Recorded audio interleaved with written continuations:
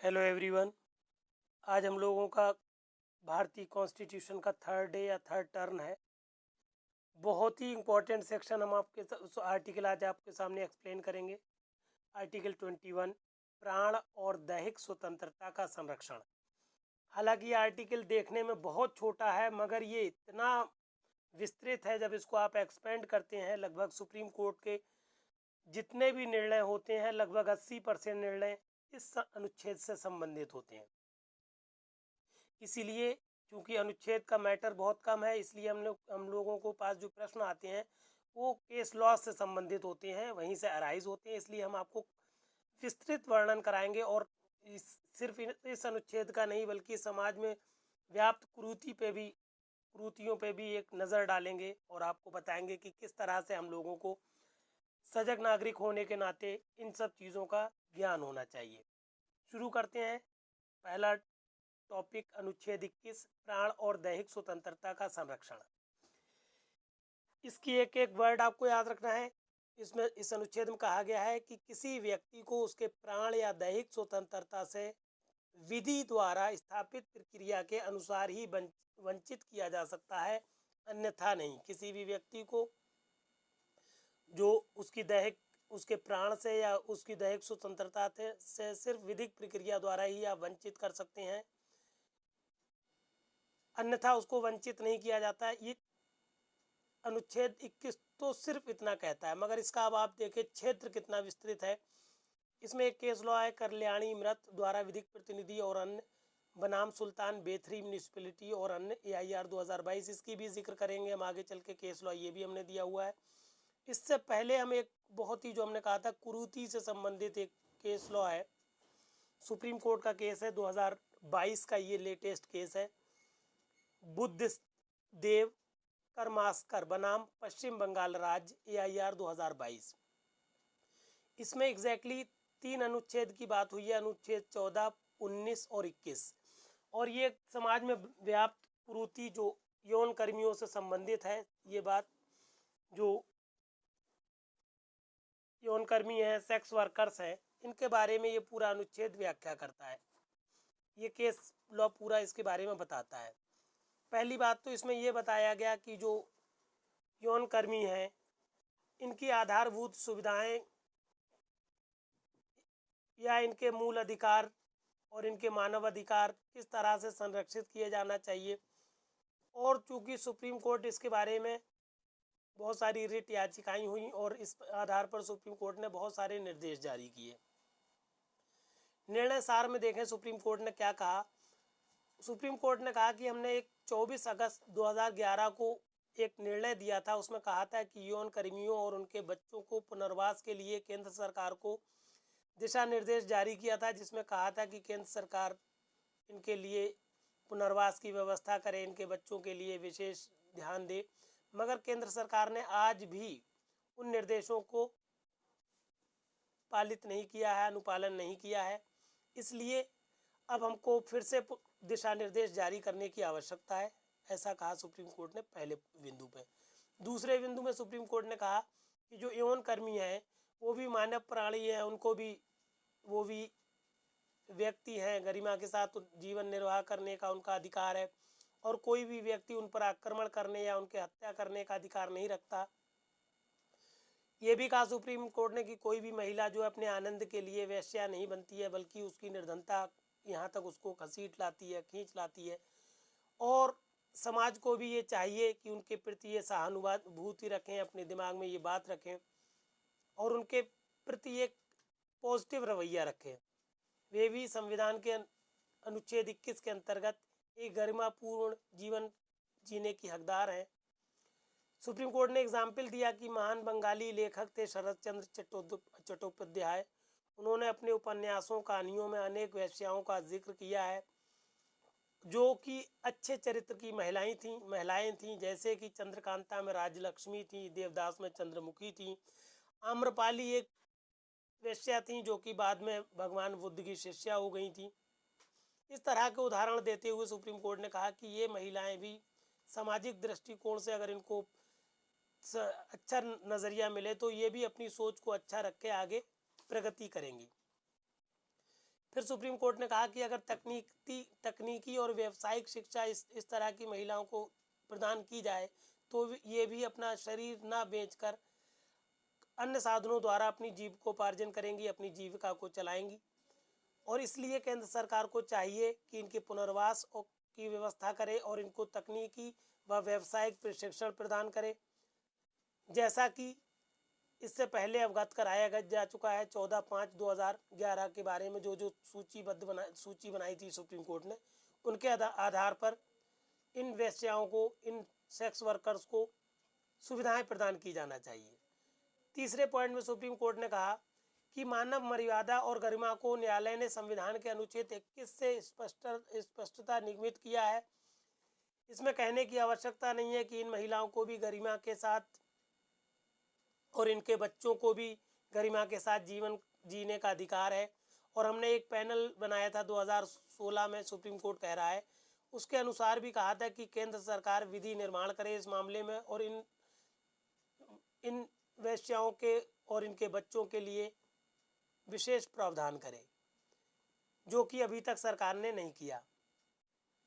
फिर चौथी बात अब सुप्रीम कोर्ट ने कह दी, क्योंकि हमने केंद्र सरकार को निर्देश दिया, उसको बताया उसको इस तरह से हम 2011 से लगातार निर्देशित कर रहे हैं, मगर केंद्र सरकार ने इस पर कोई कदम नहीं उठाया। इसलिए अब सुप्रीम कोर्ट ने चौथे पॉइंट में कह दिया कि अब हम संविधान के अनुच्छेद 142 के अंतर्गत अपनी शक्तियों का प्रयोग करते हुए यौन कर्मियों के पुनर्वास और उससे संबंधित मामलों पर निम्नलिखित निर्देश जारी करते हैं, जो तब तक उस क्षेत्र को आच्छादित करेंगे जब तक भारत सरकार के द्वारा कोई विधि निर्माण नहीं कर दिया जाता। सुप्रीम कोर्ट ने कहा कि जब तक केंद्र सरकार विधि निर्माण नहीं कर देती इन व्यक्तियों के बारे में, सेक्स वर्कर्स और उनके बच्चों के बारे में विशेष प्रावधान नहीं कर सकती, तब तक हम जो नियम बना रहे हैं ये पूरे भारत में हर उस क्षेत्र को लगेंगे जहां पर केंद्र सरकार का विस्तार है।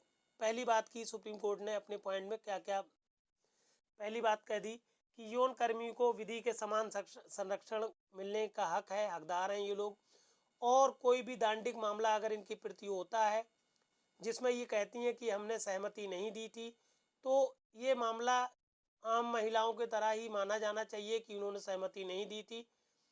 और कोई भी अगर वयस्क सेक्स वर्कर है तो अगर वो भागीदारी कर रही है संबंध बनाने में, तो उसकी सम्मति का पुलिस को भी सम्मान करना चाहिए, पुलिस को उसमें हस्तक्षेप नहीं करना चाहिए और ना ही कोई दांडिक कार्रवाई ऐसी महिला के प्रति करना चाहिए। फिर आगे सुप्रीम कोर्ट ने कहा कि जब कोई आपराधिक मामला या यौन मामला होता है किसी भी ऐसी सेक्स वर्कर के साथ, तो पुलिस को इस मामले को गंभीरता से लेना चाहिए और उसे विधि अनुसार कार्रवाई करना चाहिए, उसे भेदभाव नहीं करना चाहिए आम महिलाओं और सेक्स वर्कर्स के साथ। फिर दूसरे पॉइंट में दूसरा निर्देश ये दिया सुप्रीम कोर्ट ने कि कोई भी सेक्स वर्कर यदि यौन हिंसा का शिकार है तो उसको भी भारतीय दंड संहिता की धारा 354 का के अंतर्गत या 354 के अंतर्गत तत्काल एक यौन हिंसा की पीड़ित महिला के अनुसार सुविधाएं जैसा कि मेडिको लीगल देखभाल भी सम्मिलित है, इस तरह की सुविधाएं तत्काल उपलब्ध कराई जाएं, ना कि उनके साथ कोई भेदभाव किया जाए।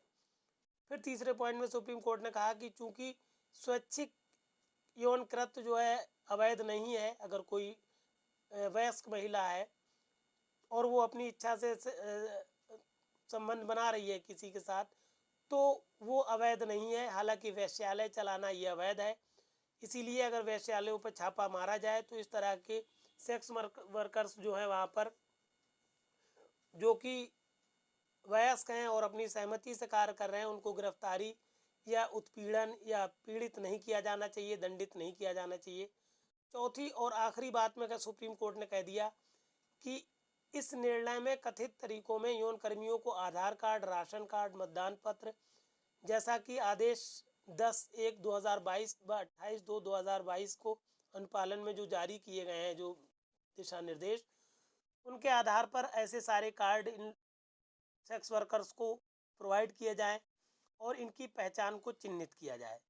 इस तरह से सुप्रीम कोर्ट का जो केस था ये हमने आपके सामने एक्सप्लेन किया। अभी हमने कहा था ऊपर, जहाँ पर हम आपको सेक्शन धोखे से सेक्शन निकल जाता है आर्टिकल के चक्कर में, तो आप आर्टिकल ही मानिएगा, क्योंकि कॉन्स्टिट्यूशन में सेक्शंस नहीं बल्कि सेक्शंस आर्टिकल्स कहे जाते हैं। ये केस लॉ जो कल्याणी मृत द्वारा विधिक प्रतिनिधित्व है, इसको भी बता दें। केस लॉ इसमें बहुत ज़्यादा आते हैं, केस लॉ की इम्पोर्टेंस बहुत ज़्यादा है, इसलिए हम आपको केस लॉ इसमें ज़्यादा बता रहे हैं। केस लॉ से ही प्रश्न बनते हैं, सुप्रीम कोर्ट के जो केस लॉज होते हैं उससे प्रश्न बनते हैं अनुच्छेद 21 के अंतर्गत। ये केस लॉ एग्जैक्टली 2022 का है सुप्रीम कोर्ट का। क्या है निर्णय देखें, कल्याणी मृत हैं ये, इसलिए इनका जो मुकदमा दायर किया है, जो मुकदमा चल रहा है वो विधिक प्रतिनिधियों द्वारा चल रहा है। बनाम कौन है, सुल्तान बेथरी म्यूनिसिपैलिटी और अन्य AIR 2022 का ये केस है। ये भी एग्जैक्टली अनुच्छेद 21 और अनुच्छेद 300 का, ये आप केस लॉ 300 का जिसमें संपत्ति का अधिकार की बात की गई है, वहाँ पर भी इस केस लॉ को आप पुट कर सकते हैं, रख सकते हैं। इस केस लॉ में हुआ क्या है, अपीलार्थी जो कि गांव के किसान थे और जिनकी भूमि संबंधित ग्राम पंचायत के द्वारा सड़क निर्माण के हेतु ले ली गई थी और उनको कोई प्रतिकर नहीं दिया गया था, तो अपीलार्थियों ने क्या किया, सुप्रीम कोर्ट में गए और प्रश्न ये उठा कि इस तरह का काम किया जाना क्या इनके मूल अधिकारों का हनन है, उल्लंघन है। तो जब सुप्रीम कोर्ट ने अपना निर्णय दिया तो सुप्रीम कोर्ट ने कहा अपने निर्णय में पहले बिंदु में कहा सुप्रीम कोर्ट ने कि भूमि अधिग्रहण की अधिसूचना की प्रक्रिया पूरी किए बिना अगर याचीगण की कृषि भूमि सड़क निर्माण हेतु अर्जित कर लेना याचीगण के संविधान के अनुच्छेद 21 और 300 का उल्लंघन है, तद अनुसार आक्षेपित निर्णय अपास्त। दूसरे पहली बात तो सुप्रीम कोर्ट ने बिल्कुल क्लियर कर दिया कि बिना प्रक्रिया किए, बिना आपने प्रतिकर दिए किसानों की भूमि ली है, तो इससे पहले जो भी आदेश इसके विरुद्ध है उसको हम खत्म करते हैं, चाहे किसी भी न्यायालय ने निर्णय दिया हो। दूसरे पॉइंट में सुप्रीम कोर्ट ने कहा कि जब किसी व्यक्ति को उसकी संपत्ति से वंचित किया जाए, इसके लिए 2 शर्तें आवश्यक होती हैं। पहली शर्त यह है कि ऐसा किया जाना व्यापक सार्वजनिक प्रयोजन के लिए हो। मतलब आप किसी भी व्यक्ति को अगर उसके संपत्ति के हक से वंचित कर रहे हैं तो 2 ही कंडीशन में कर सकते हैं। पहला कि ऐसा किया जाना व्यापक रूप से सार्वजनिक प्रयोजन के लिए हो। दूसरी बात, अनुच्छेद 300 का में यथा उपबंधित के अनुरूप प्रतिकर के दावे के अधिकार को पूर्ण कर लिया गया हो, कि आप जो भी प्रतिकर है उसको प्रदान करें। मतलब बहुत ज़्यादा ज़रूरी है, तब आप उसकी संपत्ति को उससे वंचित कर सकते हैं, और अगर वंचित कर रहे हैं तो उसको उसका मुआवजा दें, प्रतिकर दें, तभी आप उसको वंचित कर सकते हैं, अन्यथा नहीं। तीसरे और आखिरी पार्ट में सुप्रीम कोर्ट ने कहा कि इस मामले में यद्यपि सड़क चौड़ी करना या सार्वजनिक निर्माण करना ये सार्वजनिक प्रयोजन के लिए था, किंतु इसमें प्रतिकर का भुगतान न किए जाने से जो प्रत्युत्तरदाता हैं उनका कार्य मनमाना पूर्ण था, अयुक्तियुक्त था और स्पष्टता अनुच्छेद 300 का उल्लंघन था। इसलिए इससे हम इन जो किसान है, भूमि जिनकी ली गई है, उनके हक में फैसला करते हैं और उनको प्रतिकर दिलाने का और यथायोग्य प्रक्रिया अनुपालित करने का आदेश देते हैं। फिर आ जाइए एक और केस लॉ हम पढ़ा दें, फिर चलते हैं अनुच्छेद 21 का पर। पहले ये केस लॉ भी पढ़ लें। ये एग्जैक्टली अनुच्छेद 19(1) घ, ये हमने आपको पिछले टर्न पर पढ़ाया है आर्टिकल, और अनुच्छेद 21 से संबंधित है। इस केस लॉ केस एग्जैक्टली ये है, भोला कुमार बनाम छत्तीसगढ़ राज्य, AIR 2022 सुप्रीम कोर्ट। इस केस में हुआ क्या, प्रश्न ये उठा सुप्रीम कोर्ट के सामने, क्या भारतीय दंड संहिता की धारा 376 एवं अनुसूचित जाति और जनजाति अधिनियम के अंतर्गत दोषित अपीलार्थी को उस अवधि से अधिक निरुद्ध किया जा सकता है जिसके लिए वो दंडादेश किया गया है। 2 प्रश्न थे कि अगर किसी व्यक्ति को 376 के अंतर्गत दोष सिद्ध हुई और दोष सिद्ध के बाद क्या उसको दोष सिद्धि से अधिक सीमा तक आप निरुद्ध कर सकते हैं, क्या ये आपने किया तो सही किया, पहला प्रश्न ये था। दूसरा प्रश्न सुप्रीम कोर्ट के सामने ये था कि अगर ऐसा किया गया है तो क्या राज्य इसके लिए प्रतिनिधि रूप से उत्तरदायी है। तो सुप्रीम कोर्ट ने अपने निर्णय में बहुत ही खूबसूरती से इस मामले को बिल्कुल स्पष्ट कर दिया। जैसा कि पहले पॉइंट में सुप्रीम कोर्ट ने पहले प्रश्न को अवधारित कर दिया। पर मामला ये था कि जो अपीलार्थी है उसको विचारण न्यायालय ने 10 वर्ष का कारावास दिया था, और उच्च न्यायालय में जब उसने अपील की तो उस उच्च न्यायालय ने उस 10 वर्ष के कारावास को 7 वर्ष के कारावास में लघुकरित कर दिया। अब हुआ क्या, 7 वर्ष में उसको लघुकरण होने के बाद भी अपीलार्थी को 10 वर्ष 3 माह 16 दिन तक जेल में निरुद्ध रखा गया। तो इस तरह से निरुद्ध, और उसको निरुद्ध तब तक रखा गया जब तक कि उसने इस आदेश के बाद उसे मुक्ति का आदेश न, मतलब तभी भी निरुद्ध था वो, और उसके बाद निरुद्ध उस फिर भी मुक्त नहीं कर रहे थे। तब उसने क्या किया, सुप्रीम कोर्ट का दरवाज़ा खटखटाया, वहाँ से जब आदेश आया तब इसको मुक्त किया गया अपीलार्थी को। तो क्योंकि जितना कारावास था, उस कारावास दिया गया था उससे अधिक अवधि तक के लिए इसको कारावासित कर दिया गया, निरुद्ध किया गया। तो सुप्रीम कोर्ट ने बिल्कुल क्लियर कह दिया कि इसमें अनुच्छेद 19(1) घ एवं अनुच्छेद 21 द्वारा प्रदत्त मूल अधिकारों का उल्लंघन है। साफ दिख रहा है कि आपने कारावास से अधिक किसी व्यक्ति को अगर निरुद्ध रखा है तो आपने क्या किया, 19(1) घ और अनुच्छेद 21 का उल्लंघन किया है। पहली बात कर दी सुप्रीम कोर्ट ने क्लियर। दूसरी बात, दूसरा प्रश्न जो था उसमें सुप्रीम कोर्ट ने उसका उत्तर देते हुए कहा, उसको निर्धारित करते हुए कहा कि प्रकरण में राज्य के जेल प्राधिकारियों की उपेक्षा स्पष्ट रूप से प्रकट हो रही है, और ऐसे प्राधिकारियों की नियुक्ति चूंकि राज्य के द्वारा की जाती है, इसलिए राज्य इनकी उपेक्षा के लिए प्रतिनिधि रूप से उत्तरदायी है। इसीलिए राज्य अपीलार्थी को 7.5 लाख रुपए का प्रतिकर दे, 7.5 लाख का धन प्रतिकर के रूप में दे, और राज्य क्या करे, राज्य के जो दोषी प्राधिकारी हैं उनके विरुद्ध कार्रवाई कर सकता है। राज्य, चूंकि राज्य को मतलब नुकसान हुआ है 7.5 लाख का, तो राज्य चाहे तो अपने उन प्राधिकारियों से इस धनराशि की वसूली करे जो कि राज्य को अपीलार्थी को देना पड़ेगी। यहाँ पर हमने अपना नंबर दे दिया 9450770672। अगर कोई असुविधा है तो ये व्हाट्सएप नंबर पर आप हमसे संपर्क करें। चैनल ढूंढने में कोई दिक्कत आ रही हो तो आप डायरेक्ट डालें @law classes by Firoz sir, आप हम तक पहुंच जाएंगे। अगर आप डायरेक्ट फिरोज सर डालेंगे तब भी आप हम तक पहुंच जाएंगे। फिर आप आ जाइए, अब ये हमने केस लॉ जितने भी सुप्रीम कोर्ट से संबंधित थे ये आपको केस लॉज पढ़ा दिए। अब आप फिर चलिए पुराने मैटर पर जो कि हम पहले पढ़ रहे थे। अब ये जाके आपका अनुच्छेद 21 हुआ है, बहुत विस्तृत वार्ता है, लगभग 18 मिनट हमने आपको सिर्फ अनुच्छेद 21 और उससे संबंधित केस लॉज को समझाने में लिया है। बहुत इंपॉर्टेंट अनुच्छेद होने के कारण हमने इतना समय आपसे लिया, इसलिए इसको बहुत ध्यान से पढ़िएगा। अब आ जाइए आप, ये हमने आपके अनुच्छेद 21 है और इसके साथ जो केस लॉ है उसको हमने विस्तृत रूप में पढ़ा दिया है। अनुच्छेद 21 का या 21(a) कहता है शिक्षा का अधिकार। क्या मतलब है इसका, राज्य जो है वो 6 वर्ष से 14 वर्ष तक की आयु के सभी बच्चों को निशुल्क और अनिवार्य शिक्षा इस प्रकार प्रदान करेगा जिस प्रकार से राज्य विधि के अधीन निर्धारित करे। मतलब ये जो मौलिक अधिकार है बच्चों का, ये राज्य पर है और राज्य का दायित्व बनता है कि वो 6 से लेकर 14 वर्ष तक के बच्चों को निःशुल्क शिक्षा प्रदान करे। हालांकि राज्य पर निर्भर है कि वो जिस तरह से विधि बनाए और उस तरह विधि बनाकर उस पर वो वर्क करे। फिर अनुच्छेद 22 पर आ जाइए, बहुत इंपॉर्टेंट है, इसमें भी एक केस लॉ हम पढ़ाएंगे। कुछ दशाओं में गिरफ्तारी और निरोध से संरक्षण, किन मामलों में गिरफ्तार करने और गिरफ्तार के बाद उसको निरुद्ध करने से संरक्षण मिलता है, ये आपको बताई गई है बात अनुच्छेद 22 में।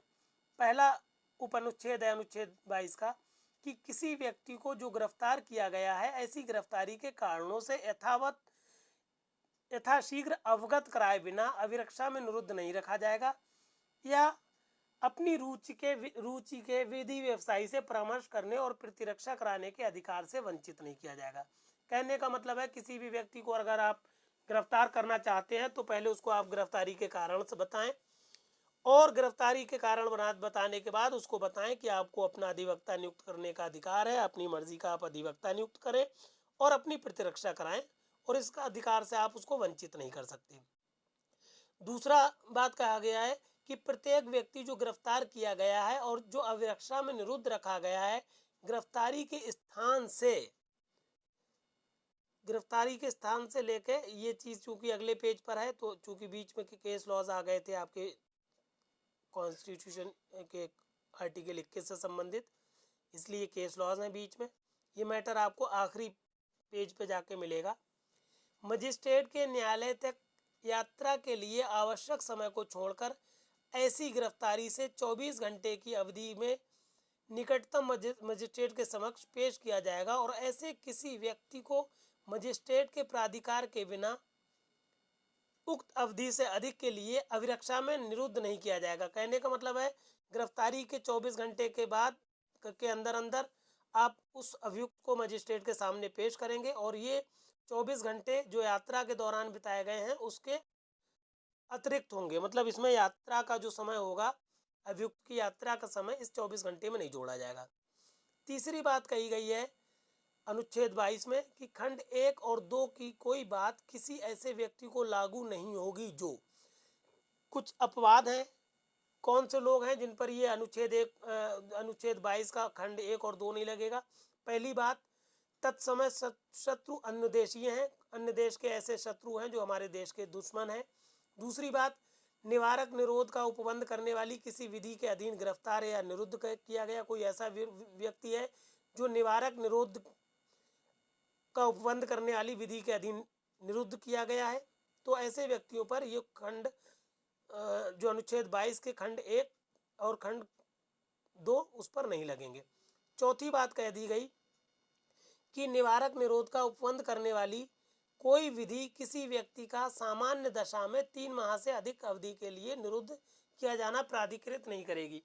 जो अगर कोई निवारक निरोध विधि के अनुसार कोई व्यक्ति अगर गिरफ्तार किया गया है तो उसकी गिरफ्तारी को 3 महीने से अधिक निरुद्ध नहीं किया जाएगा जब तक कि कोई विशेष इजाज़त ना ले ली जाए।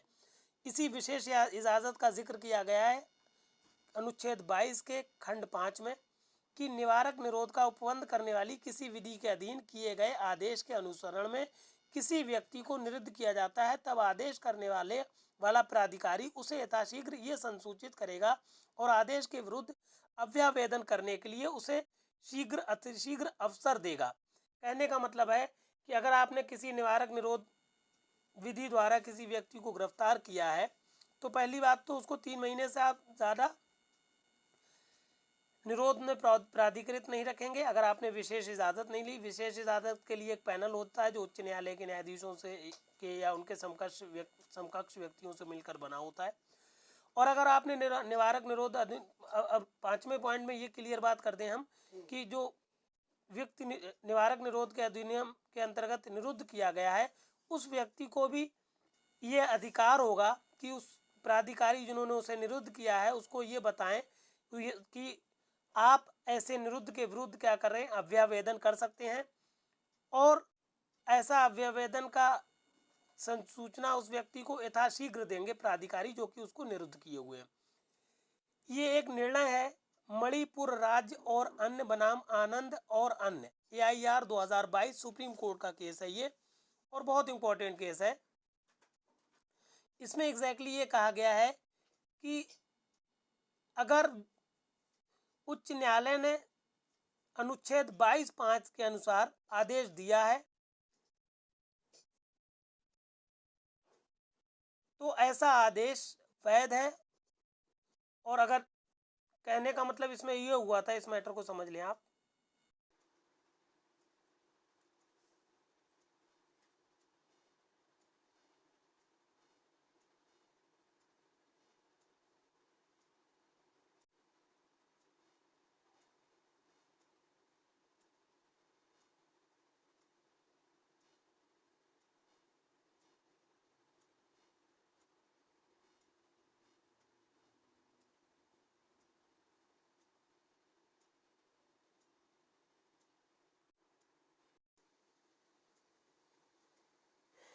इस केस में एग्जैक्टली मणिपुर राज्य बनाम आनंद के मामले में एनडीपीएस के अंतर्गत अभियुक्त को गिरफ्तार किया गया था और गिरफ्तारी के बाद जो प्राधिकारी जिन्होंने उनको निरुद्ध किया था, जब इन्होंने उस दस्तावेज की कॉपी मांगी तो उसने ब्लड कॉपी दी, जिस वजह से ये अपनी प्रतिरक्षा नहीं करा पाए। तो इन्होंने उच्च न्यायालय में अपील की और उच्च न्यायालय ने अभियुक्त व्यक्ति के विरुद्ध अभियुक्त व्यक्ति के समर्थन में निर्णय दिया कि अगर आपने दस्तावेज ऐसे दिए हैं जो पढ़ने लायक नहीं है तो ऐसे मामले में आपको क्या करना चाहिए, अभियुक्त को